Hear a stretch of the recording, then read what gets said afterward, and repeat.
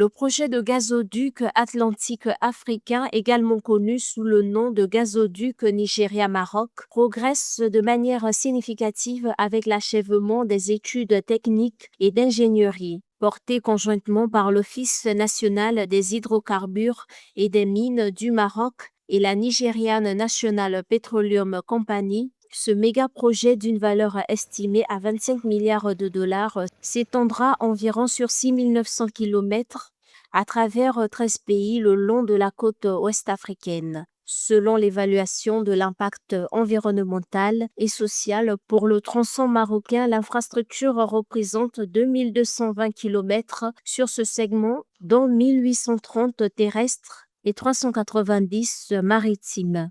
Que ce projet n'est pas un projet uniquement maroco-nigérien, c'est un projet qui va prendre l'ouest de l'Afrique. Et nous avons plus que 13 pays qui vont en bénéficier, pas uniquement par un passage énergétique, mais aussi par un développement économique et social. L'énergie ou le gaz, c'est pas uniquement des exportations qu'on va drainer vers les pays de l'Europe, et c'est ce que veut l'Europe par rapport à son partenariat stratégique avec le Nigeria et avec le Maroc, mais également ça va passer par 13 pays qui vont en bénéficier des externalités positives de ce gazoduc. Cette infrastructure stratégique soutenue par la Communauté économique des États de l'Afrique de l'Ouest, CEDEAO, vise à acheminer le gaz nigérian vers le Maroc avec une extension prévue vers l'Europe. Le gazoduc devrait afficher une capacité de transport comprise entre 30 et 40 milliards de mètres cubes de gaz par an pour une capacité d'exportation vers l'Europe pouvant atteindre 15 milliards de mètres cubes par an.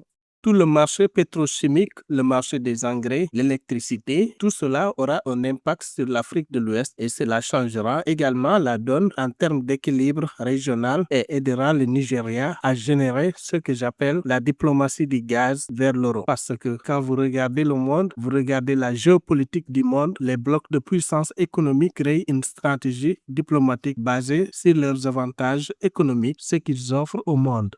En plus de sécuriser l'accès à l'énergie pour près de 400 millions de personnes, ce projet favorisera l'intégration régionale et le développement économique. Il devrait générer environ 500 milliards de dollars de revenus cumulés sur plusieurs décennies et stimuler l'industrialisation locale via des pôles pétrochimiques et d'engrais. La construction créera jusqu'à 50 000 emplois annuels. Enfin, la signature de l'accord intergouvernemental IGA d'ici fin 2026 permettra d'établir l'autorité de pilotage au Nigeria.